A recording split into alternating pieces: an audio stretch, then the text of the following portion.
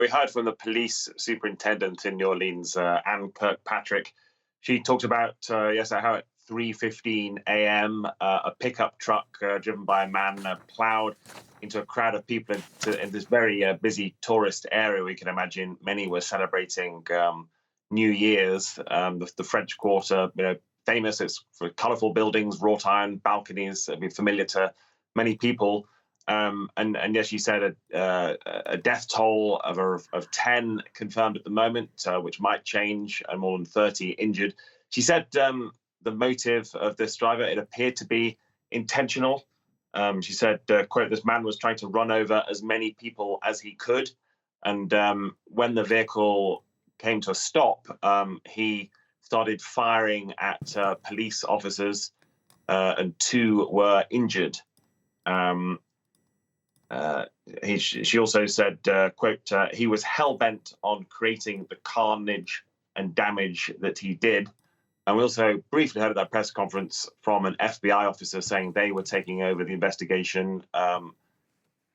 So far, not defining it as a terrorist attack in FBI terms, at least, but also investigating a possible improvised explosive device. And when a reporter tried to get more information about that, they were told no questions being taken at this moment.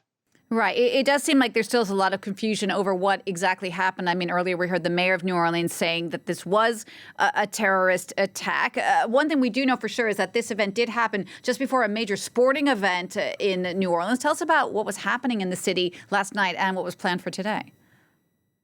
Well, yes, the French Quarter was a real hub for New Year's celebrations, so that would have drawn a big crowd.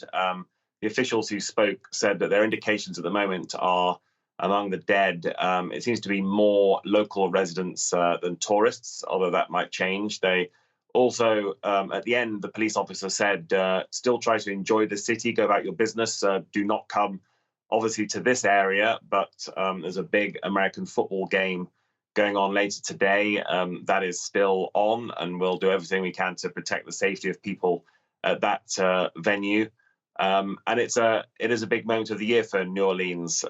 Soon there's going to be the annual Mardi Gras celebration that again draws people from all over the country and all over the world.